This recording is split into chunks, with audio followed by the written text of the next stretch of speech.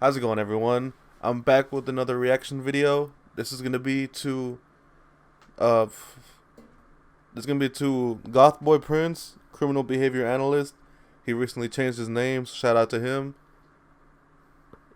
The inevitable case of Jesse Suhanec. I think that's how you pronounce it. JCS inspired. Now, these are some of my favorite videos to watch. Probably my favorite, or one of my favorite, true crime channels. So yeah, I already know this video is gonna be a banger. So let's see.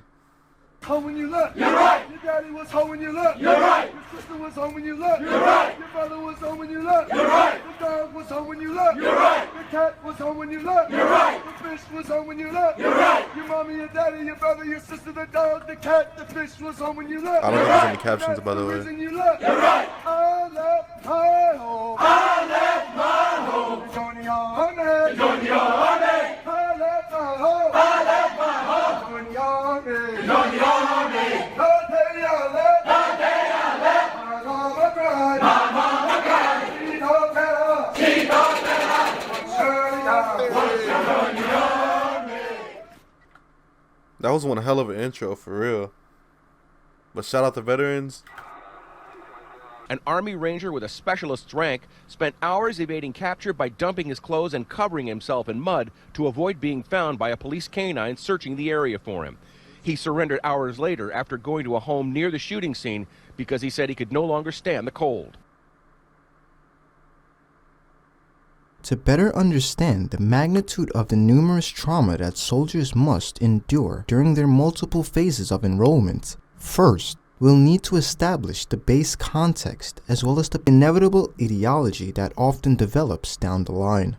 Scientific studies reveal the military are more susceptible in recruiting people who are generally less neurological, plus the promise of financial gains towards the end.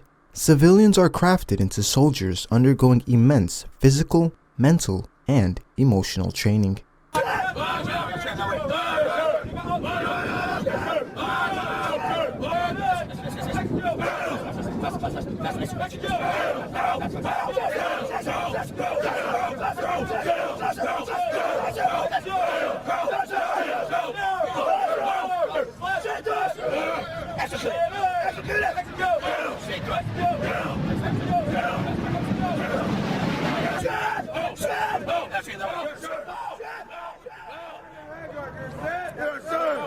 Damn, this is so intense already. We're 3.5 minutes in, and the blood's already boiling. You know what I'm saying?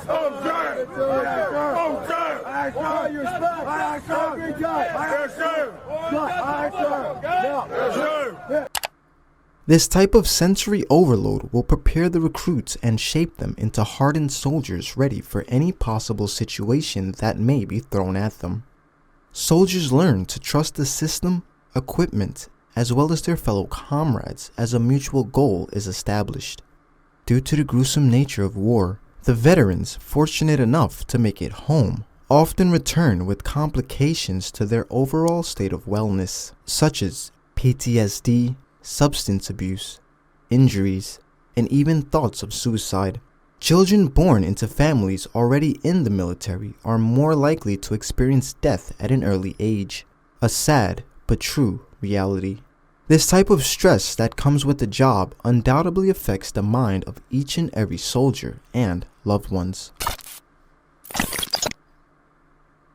On November 5th, 2015, Army Ranger Specialist Jesse Suhanec, an elite ranger who served twice in Afghanistan during the initial start of the global war on terrorism, would lead a manhunt lasting almost 24 hours and resulting in a wounded victim. Jesse would awaken that early morning to where he claimed to have heard a voice. He then proceeded to take 10 to 15 pills of Adderall, which was prescribed to him by a doctor. After taking such high dosage, Jesse would then head to work, where he was stationed at Joint Base Fort Lewis McChord and was in charge of the armory and ammunition supplies in one of the facilities. Now he was in charge of all the guns and everything. So yeah, he could had all. I can't even talk. He had all that at the. He had all that at the tips of his fingers, to use. In order So I'm to guessing he obtain used such it. position, first, you must go through a selection process by the superiors. This includes training, background checks, security screening, and more. When he arrived at work, Jesse would steal a 9mm handgun and a large van using his ranks and privileges. He would then drive to Lakewood, Washington, where he would encounter a male by the name of Kevin Anthony. Jesse demanded the keys to the vehicle, to which Kevin refused. In a result, 9 shots were unloaded from the stolen firearm, striking Kevin in the face, chest, and arms. Kevin managed to drive away. Army Specialist Jonah Atkinson would discover the 30-year-old laying in his vehicle unresponsive in front of a Popeyes on Grant Avenue. The injured victim was suffering from multiple gunshot wounds to his head, chest, and arms. The Army veteran would quickly apply his medical training from the military, then rush the wounded man to the hospital, where he would miraculously make a full recovery.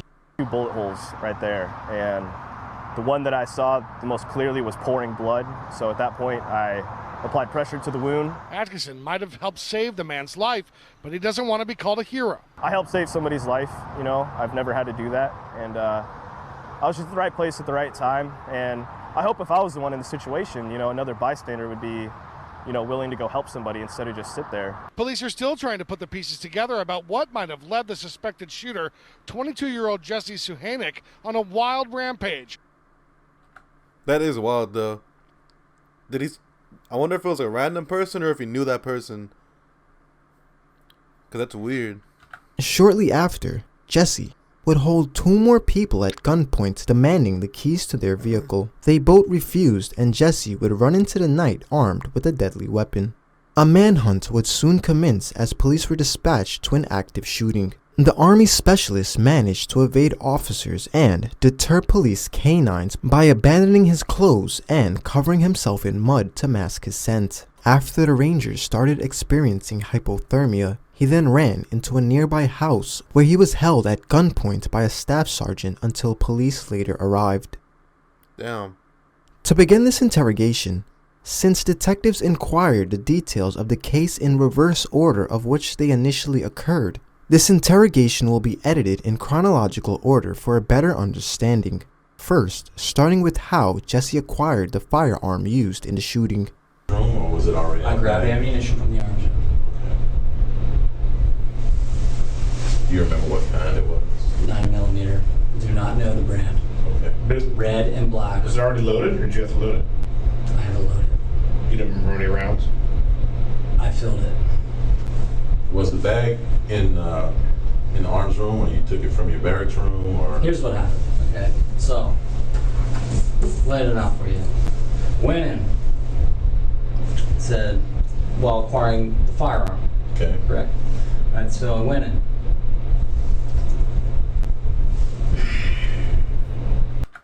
I think he has mud on his fingers.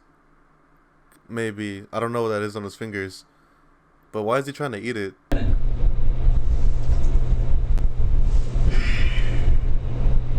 We're doing 100%. Vessels on, I don't want to name any names. Fuck. Yeah, so some LTs over, you know, reading some shit off, you know, and like, they're all like just zombified, just going through their thing. Like, they're not gonna notice me taking a fucking weapon. All right, you guys, once you guys do this over here, you know, like, hey, where's this at? Where's that at? You know, and just making some confusion, making things more confused. So they all shuffle around, you know, and then I find the fucking weapon. First, there's a Glock. I'm like, oh, I like Glocks. Let me take the Glock. So I pick up the Glock, I open it up. And I was like, and I do some clandestine, like, you know, what's that word? It's indirect questioning. You know, when you ask someone and you really want like a different thing out of it, you know. I'm sure you guys know. Misdirection. Misdirection, exactly. You guys get your turn. I read some CIA book, and that's what like is, you know. So it's just like getting information without them knowing your intention. So I did that. I'm like, well, did this get checked? I'm just acting. I'm acting like a very fuming and very serious NCO, you know, like, oh, we gotta get stuff done. That's like my whole facade I'm putting on. So I go over there and I tell him, hey, blah, blah, blah, blah, where's the magazine? Like, I need to keep track of this shit with all the ammo and stuff. He's like, well, there's no magazine for that weapon. I'm like, oh, fuck. So I put the weapon back, grab the other one, and then I take the box, I think. No, I didn't do that. Actually, the magazine was already loaded, because I didn't load anything. I was quick. I was just like, grab the weapon, and then I put it in, racked it, and then before that, though, I actually did that, because I racked it, and I'm like, oh, shit. I don't have anywhere to conceal this. I don't have any clothing to conceal this. I'm like, oh, whatever, I'm gonna go do this thing over here. You know, I'm just acting, you know, like I'm busy, you know, moving things around, and lo and behold, then I conceal it. If I can just put the weapon in the thing, and I walk out the door, take a left, I'm like, okay, where do I go to get a, what's it called? A vehicle. I don't have a vehicle. I lost my car keys and my motorcycle keys for some reason. And, yeah, so I lose things all the time. But, you know. I don't know. To me, this is crazy and, like, kind of chilling to hear him talking like this, like, so nonchalantly about the moments before he shot up somebody and then held other people at gunpoint. I don't know. It just seems extremely nonchalant. So I take the thing and go over. Hey, I need the van, guys, right fucking now. You know, not like too. It's not too much. It's just a little bit. Who did you tell that? To the training room. The people like. So it was a group. It was a group of 3 individuals. I will not name names. Refuse to name names respectfully, of course. Yeah. If you want to question, you may. And yeah. And then I asked these 3 individuals where the van keys were, because I need to I didn't even tell them why I needed it. So I told them, yeah, I need the van keys, you know, and so I got the van keys, and I just walked off with a loaded firearm and drove away. And that's what I don't know the full story behind this dude and his killing and like the afterwards and everything, the aftermath. But at least he's trying to take full accountability and saying that like no one else knew what he was doing. That he just told him he needed the keys, and like with the gun, he told him straight up that he just like took it, pocketed it. So at least he's like manning up and just taking everything. When the whole incident with the truck, because I was getting more and more paranoid as I drove away, and I was getting scared out of my mind. I was just like, oh my god, this is actually happening. This is actually happening. I can't fucking turn back now. They're gonna fucking know I'm dead. Well, tell me about this. Die. You have a prescription for Adderall, right? Yes, I do. Have you ever taken this many before? Never. No. What's the most you've ever taken before this? 20 milligrams. And how many milligrams are each pill? 20. And you took 10 to 13 of them? Yes. So, is that what makes you hear voices? That's what. Had you ever heard voices before on just taking 20 milligrams? No, I don't know what came over me, you know, and that's like the whole reason this thing happened. It wasn't. It was just fucking bad luck, you know. Do you have any other drugs or alcohol? No, I don't even drink. I don't even smoke. I smoke a vapor thing, so I want to stay healthy. In fact, I was getting into Buddhism. Like, this shit happens. Believe it or not. Did you ever have you prior to taking 10 or 13 Adderall, you ever heard voices in your head before? No. Yeah, that's figured. Fucking wow. So when you heard voices, are you thinking this is the Adderall? I mean, you know it's the Adderall? Deep down, I know it's the Adderall. Like, but, you know, like sometimes you just like convince yourself to do something, you know, like, oh my god. Like, that's what happens. Nothing else. How you feeling now? You feeling like it's... I still feel it, you know. That's why I'm talking so, fast, with clarity and conciseness.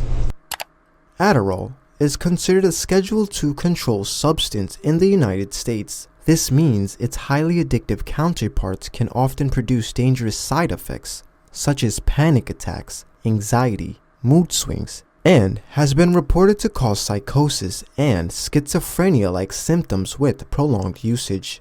The drug is to be used in moderation and normally prescribed to people diagnosed with ADHD and narcolepsy.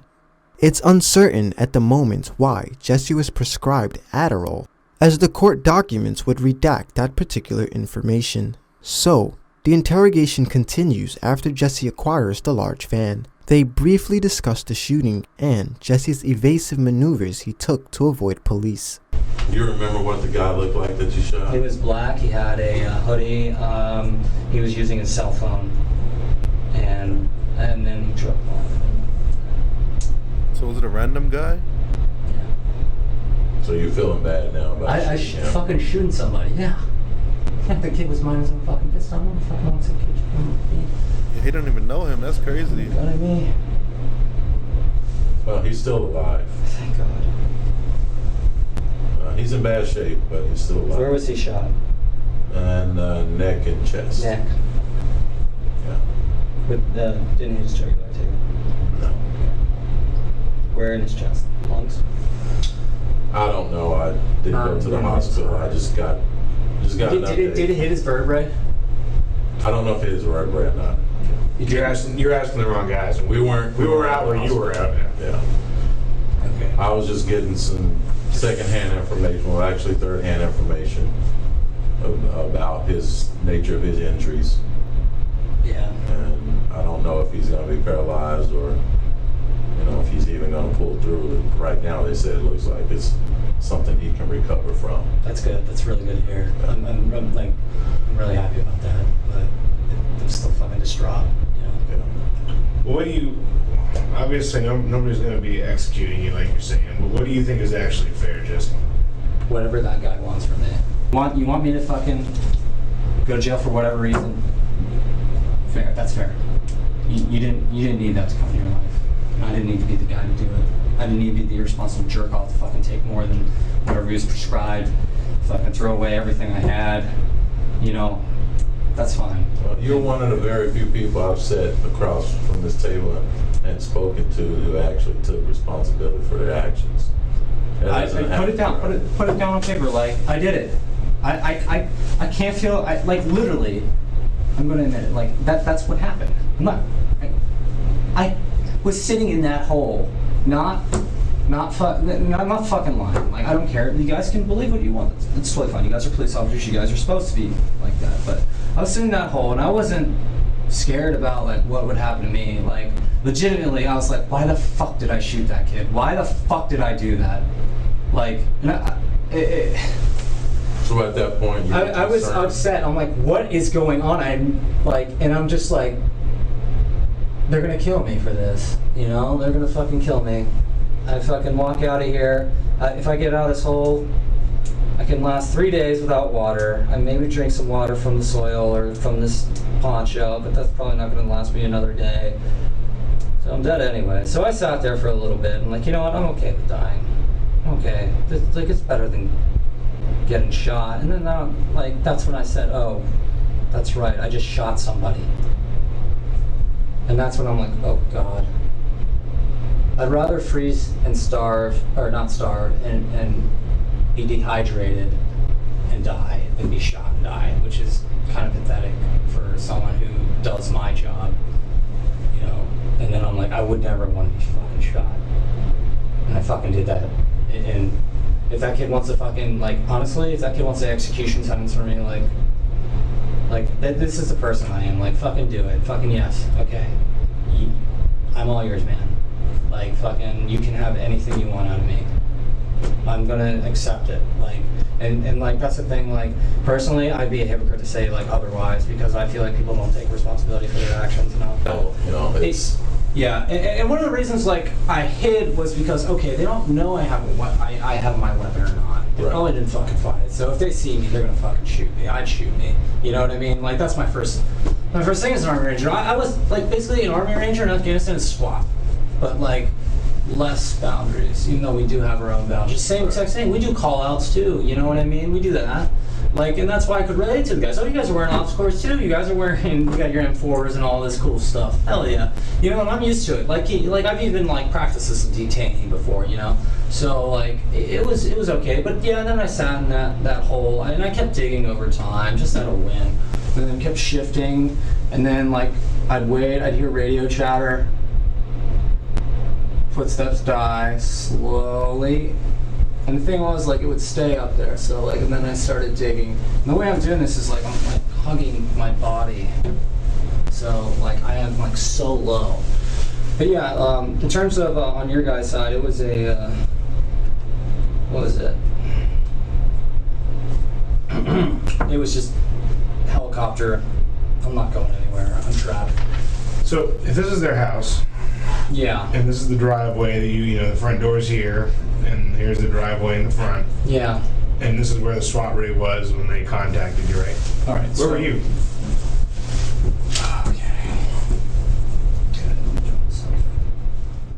His willingness to cooperate with detectives and his empathetic perspective on his thought process, in hindsight, will most certainly play a major role in the conclusion of this case.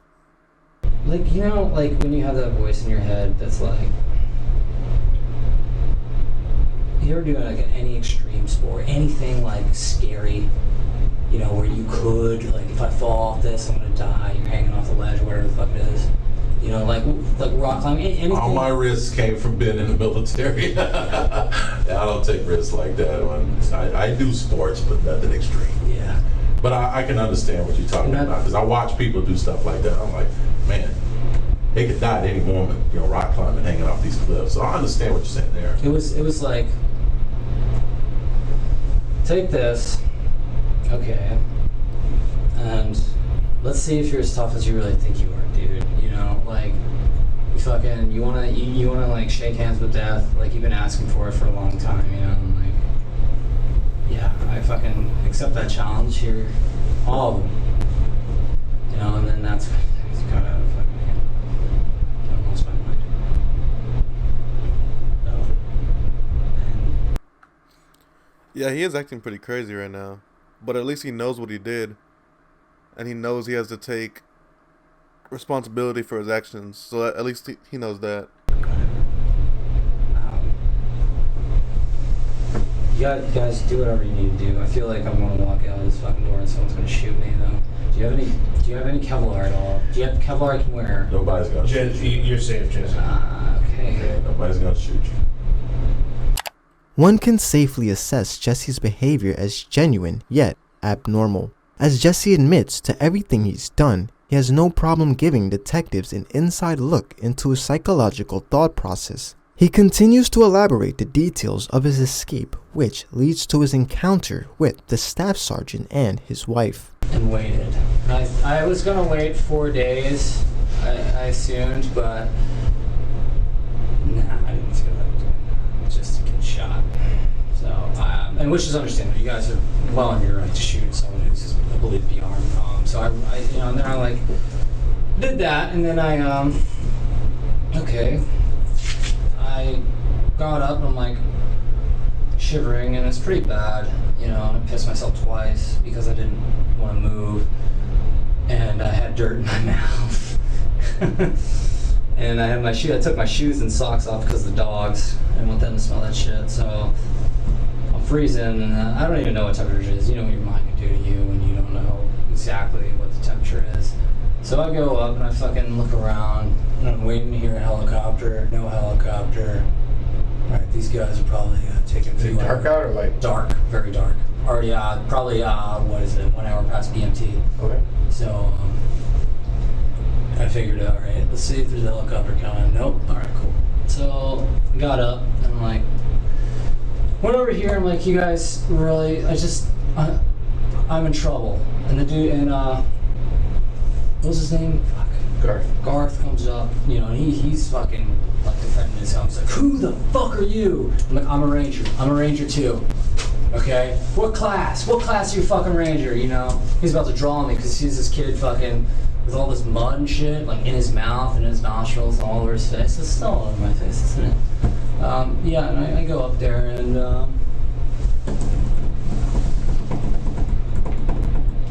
So why did the homeowner come out, Garth?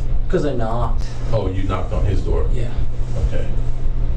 I knocked, and then the female came up to me. I forget her name. She was very nice, though. She came up to me, and I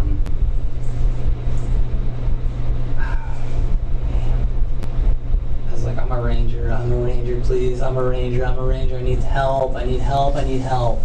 You know what I mean? And so she's like, okay. let me go get my husband. She goes and gets Garth, and Garth is like hard charged me. He's questioning me. He's interrogating me to see who I actually am. You know what I mean? Like, who the fuck are you? Like, are you really a ranger? I'm like, yeah, I'm from 275, class 214. You know, he's like, I was a mountain RI. I'm like, you know, and he's like saying, you fucking run, I'm gonna fucking shoot you. You sit down, you can have a beer, and I'm gonna call the cops. You know? Lo and behold, he gives the phone to his wife so he can watch me. Did he say you can have a beer and I'm gonna call the cops? Call the cops. Shoot you. You sit down, you can have a beer, and I'm gonna call the cops. You know? At least he gave him Lo a and beer. behold, he gives the phone to his wife so he can watch me with his pistol. To make sure I don't run. Because that's what that's the law. That's the law. You know, you legally cannot have someone in there. That's why I went in. Like I was like, okay, I'm gonna question you. I'm gonna screw you over for helping me facilitate a detainee transfer between me and the SWAT team, because I feel like that could get really ugly. I didn't have a phone, so who do I have to get to so I don't get capped? Yeah. So I ran in there and we had a beer, and then I you know, I just like felt really awful. I still feel fucking horrible. But and then she called the cops, and you guys showed up. Did your call out. I went over, hands behind the head, got zip tied, and then handcuffed. And that was it. And then you did Garth a solid because you saved us having to search his home, and you took us to where you put the gun, right? But I took you to, well, Garth essentially saved my life. Yeah. He did. I agree. So I guess I owe him a few. He was looking out for you, right? Yeah. Why I took you to the gun, you really were helping Garth out, in addition to doing the right thing. Well, I wasn't necessarily helping him out. I was just... We would have been forced to go through all of it. You don't need to do that. I've done that in Afghanistan. I've looked around. Where the fuck is this thing at? Okay, now we gotta wait around for 10 hours, so this dick who dropped this over here, you know the deal. I'm sure you guys go through the same thing. I'm like, fuck, dude, here it is, right here. You're gonna find it eventually. I don't need it. Like, I didn't even want it. It's just, oh. Whatever. Was it hidden? The gun? I just threw it, like I hid it between a few logs on the side of the house. Okay. The house where you went? No. Different. A random house that I was, my route was taking me. I just, okay, there's a good spot. Instinctively. Any other questions? Like, because there was some confusion with on our piece, on our side, as detainees. And then as I walked backwards, you know, it was all right. Flex cuffs. You got to know how to put them on correctly. I could have broken them pretty easily because of the way they were. I actually had, because like what you guys are doing, like when you're trying. He said he could have broken them very easily. Flex cuffs on, you don't want to necessarily. Jesse would confess and lead officers to the weapon he discarded during the manhunt. His behavior can best be compared between two types of character archetypes made popular in cinema and script production: the anti-villain and the anti-hero. Though Jesse's journey would lead him down a path to serve and protect his country, he intentionally failed to protect his well-being, which resulted in the severe injury of a young man. Jesse was sentenced to 6 years in state prison. Special thanks to my channel members. I guess 6 years is good punishment, because in the end, I'm guessing that, and this is just like me guessing, I don't know, I haven't read anything else on Jesse Suhanec or anything, but I'm guessing that since he said, like, I'll take whatever the person I shot, I'll take whatever he wants to give me, like death or whatever like that, it really weighed in on his final verdict. Like, the victim was sort of like, alright, like, I know, like, he knows he messed up, so I'm gonna see if the judge can go easy on him. So, like, I feel like it really helped him get a lighter sentence. But this was really that was a weird case. But just good thing that dude took accountability for his actions, and he even took the cop story, put the gun. So yeah, that was a good video. I want to thank y'all for watching. I'm going to leave a link to the original video in the description. And y'all have a good day.